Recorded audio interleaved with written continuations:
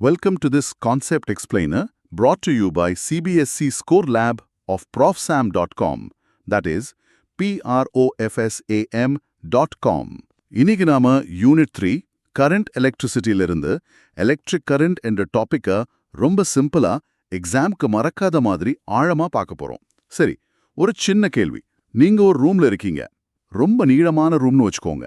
நீங்க ஒரு மூலையில இருக்கிற ஸ்விட்சை போட்ட உடனே அடுத்த மூலையில இருக்கிற பல்ப் கிட்டத்தட்ட இன்ஸ்டன்ட்டா எரியுது. இது எப்படி நடக்குதுன்னு என்னைக்காவது யோசிச்சிருக்கீங்களா? அது ஸ்விட்ச் போட்டா லைட் எரியும். அதுல யோசிக்க என்ன இருக்கு? சிக்னல் வேகமா போகும், அதனால எரியுது. கரெக்ட், சிக்னல் வேகமா போகுது. ஆனா ஒரு ஆச்சரியமான ஷாக்கிங்கான விஷயம் என்னன்னா, அந்த வயர்க்குள்ள இருக்கிற ஒரு தனிப்பட்ட எலக்ட்ரான் ரொம்ப ரொம்ப மெதுவா நகருது. மெதுவாவா? ஆமா, எவ்வளவு மெதுவா தெரியுமா? ஒரு செகண்டுக்கு 1 மில்லிமீட்டர் இல்லனா அதை விடவும் கம்மியா தான் நகருது. என்னது? 1 செகண்டுக்கு 1 மில்லிமீட்டரா? அப்போ என் விரல் நகர்றத விட மெதுவா போகுதா? அது எப்படி முடியும்? அது அவ்ளோ ஸ்லோவா போனா நான் இங்க ஸ்விட்ச் போட்டா அந்த பல்ப் எரியறதுக்கு பல நிமிஷம் இல்லனா மணி நேரம் கூட ஆகணுமே. எக்ஸாக்ட்லி. அதுதான் இங்க இருக்கிற பாரடாக்ஸ், ஒரு மர்மம் மாதிரி. இன்னும் சொல்லப்போனா, ஒரு பேட்டரியிலிருந்து கிளம்புற ஒரு எலக்ட்ரான் 1 கிலோமீட்டர் நீளமுள்ள காப்பர் வயரை கடந்து அந்த முனையை அடையறதுக்கு பல மணி நேரம் ஆகும். பல மணி நேரமா? ஆமா. ஆனா லைட் மட்டும் மைக்ரோ செகண்ட்ல எரியுது. இந்த மர்மத்தை தான் நாம இன்னைக்கு உடைக்க போறோம். எலக்ட்ரான்ஸ் ரொம்ப மெதுவா இருந்தாலும் அதோட எஃபெக்ட் மட்டும் எப்படி கிட்டப்பட்ட ஒளியோட வேகத்துல பயணிக்குதுன்னு பார்க்கலாம். முதல்ல எலக்ட்ரிக் கரண்ட்னா என்னன்னு ரொம்ப சுலபமா புரிஞ்சுக்கலாம்.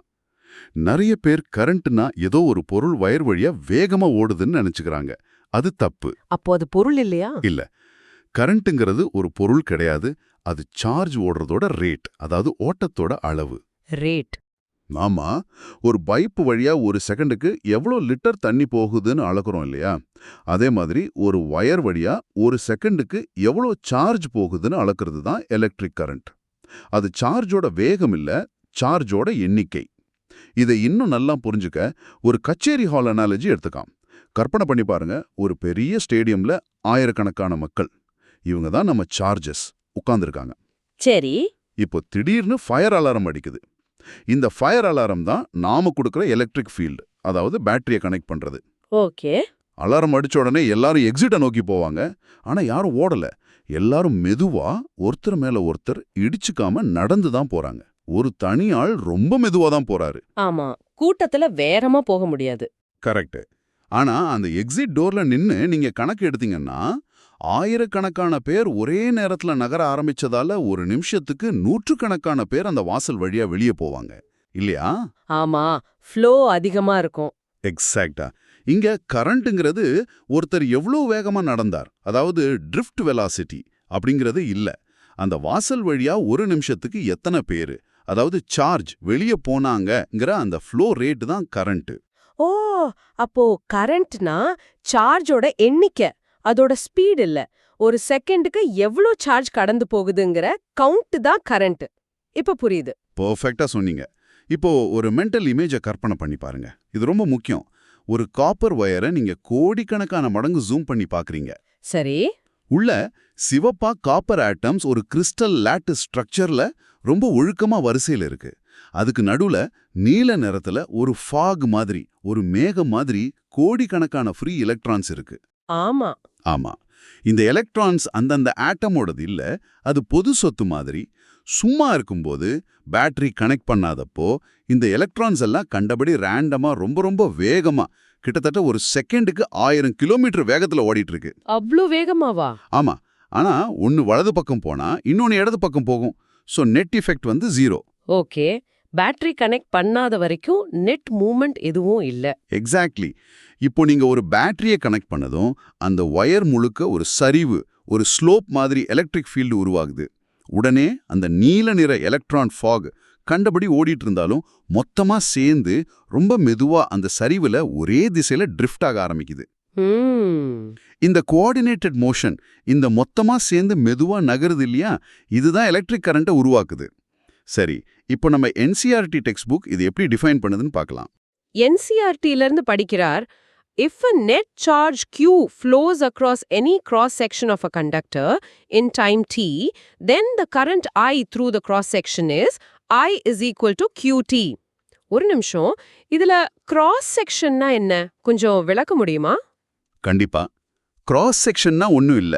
ஒரு வயரை ஒரு கத்தி வச்சு குறுக்க வெட்டினா உங்களுக்கு ஒரு சின்ன சர்க்கிள் மாதிரி ஒரு பருப்பு தெரியும் இல்லையா? ஆமா, தெரியும். அதுதான் கிராஸ் செக்ஷனல் ஏரியா. அந்த பரப்பு வழியா ஒரு செகண்டுக்கு எவ்வளோ சார்ஜ் கடந்து போகுதுன்னு பார்க்கறோம். இந்த I = QT ஃபார்முலா வந்து மேக்ரோஸ்கோபிக் வியூ. இதே நம்ம மைக்ரோஸ்கோபிக் லெவல்ல எலக்ட்ரான்ஸ் வச்சு பார்த்தா அதுக்கு ஒரு ஃபார்முலா இருக்கு. I = NeAVD. NeAVD. ஆமா. இதுல Nனா number of free electrons per unit volume.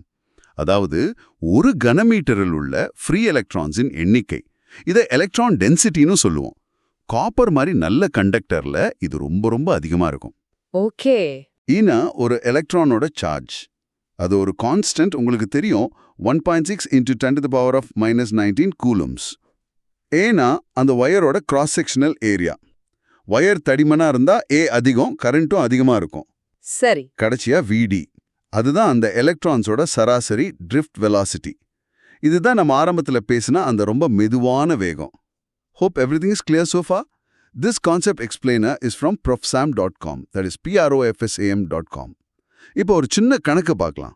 ஒரு நார்மல் காப்பர் வயர்ல 1 ஆம்பியர் கரண்ட் போகுதுன்னு வச்சுக்கலாம். அதோட ஏரியா 1 mm². சரி. காப்பரோட எலக்ட்ரான் டென்சிட்டி N நமக்கு தெரியும், அது ஒரு ஸ்டாண்டர்ட் வேல்யூ. இதெல்லாம் வச்சு நம்ம ட்ரிஃப்ட் வெலாசிட்டியை கால்குலேட் பண்ணா நமக்கு என்ன விடை கிடைக்கும்னு நினைக்கிறீங்க?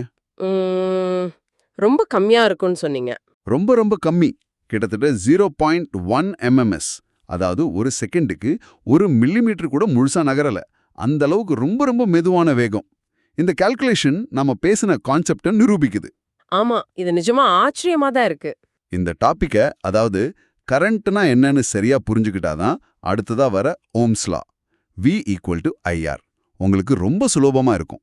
ஆமா, I தெரியாம V = IR புரியாது. கரெக்ட். ஏன்னா கரண்ட் ஐனா என்னன்னு தெரியாம வோல்டேஜ் V அதை எப்படி அஃபெக்ட் பண்ணுது, ரெசிஸ்டன்ஸ் R அதை எப்படி தடுக்குதுன்னு புரியாது. இதுதான் ஃபவுண்டேஷன். இப்போ எக்ஸாம்ல மார்க் குறைக்கிற 2 முக்கியமான தவறான எண்ணங்களை சரி பண்ணலாம். இதை நாம சைலண்ட் கில்லர்ஸ்னு சொல்லுவோம். Silent killers? ஆமா, ஏன்னா இது தப்புன்னு தெரியாமலே நிறைய பேர் எக்ஸாம்ல எழுதுவாங்க. சைலண்ட் கில்லர் நம்பர் 1, கரண்ட்னா வயருக்குள்ள எலக்ட்ரான்ஸ் போற ஸ்பீடு. இது ரொம்ப காமனா ஸ்டூடெண்ட்ஸ் பண்ற தப்பு. ஆமா, நானும் அப்படிதான் நினைச்சேன். ஆனா சரியான கருத்து என்னன்னா, கரண்ட்டுங்கிறது ஒரு செகண்டுக்கு எவ்வளோ சார்ஜ் போகுதுங்கிற ரேட், அதாவது அளவு. ட்ரிஃப்ட் வெலாசிட்டிங்கிறது தான் எலக்ட்ரானோட உண்மையான சராசரி வேகம். அது ரொம்ப ரொம்ப குறைவு.